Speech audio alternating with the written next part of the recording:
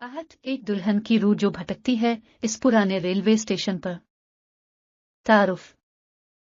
रात का वक्त था और पूरा कस्बा गहरी नींद में था, लेकिन पुराने रेलवे स्टेशन पर कुछ अजीबो गरीब हो रहा था।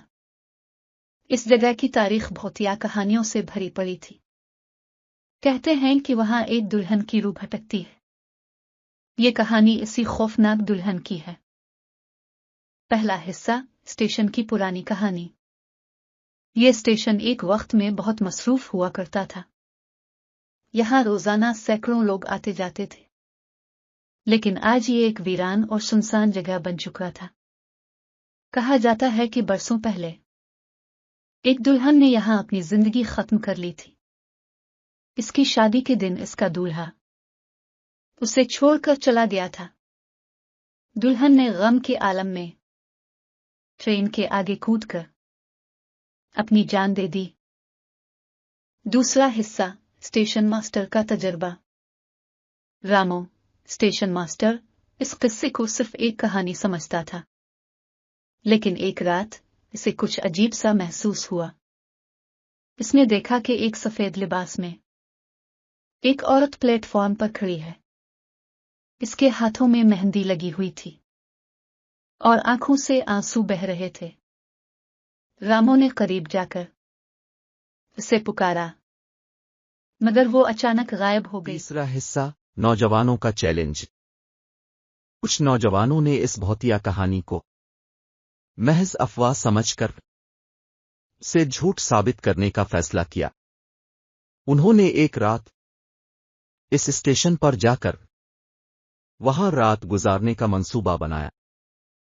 रात के 12 बजे जब वो सब बैठे बातें कर रहे थे, तो अचानक उन्हें प्लेटफॉर्म पर किसी के चलने की आवाज आई।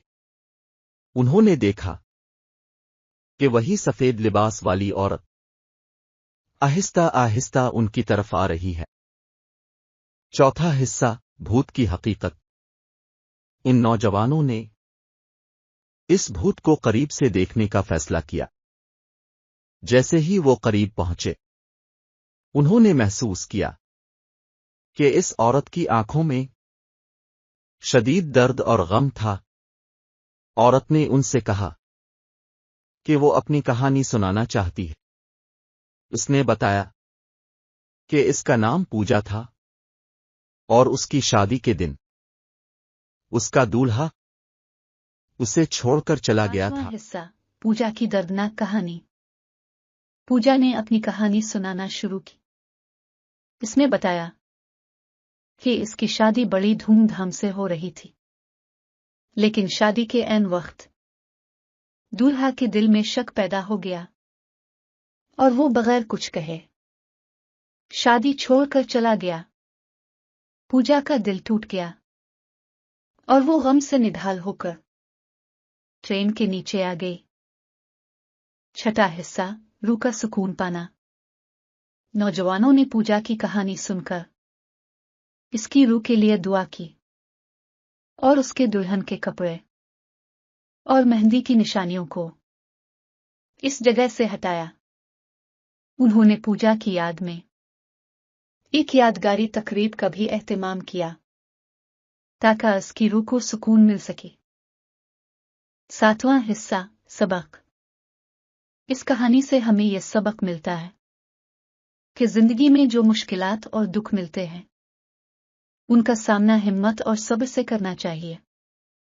पूजा की कहानी ने हमें सिखाया कि हर इंसान की जिंदगी की कदर करनी चाहिए और हमें दूसरों की मदद करनी चाहिए ताकि वो भी सुकून पा सके। इख्तिताम।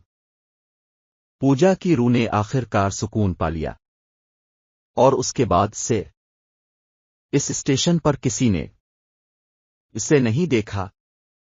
ये कहानी आज भी इस कस्बे के लोगों के दिलों में जिंदा है और हमें यह सिखाती है कि हर रूह को सुकून की जरूरत होती है और हमें अपने आसपास के लोगों की मदद करनी चाहिए ताकि वो भी सुकून पा सकें। आहट, दुल्हन की भटकती रूह की कहानी। ये कहानी एक ऐसा सबक देती है جو ہر انسان کو زندگی میں سمجھنا چاہیے۔ ہمیں ہر حال میں دوسروں کی مدد کرنی چاہیے اور ان کی مشکلات کو کم کرنے کی کوشش کرنی چاہیے۔ یہی انسانیت کی سب سے بڑی خدمت ہے۔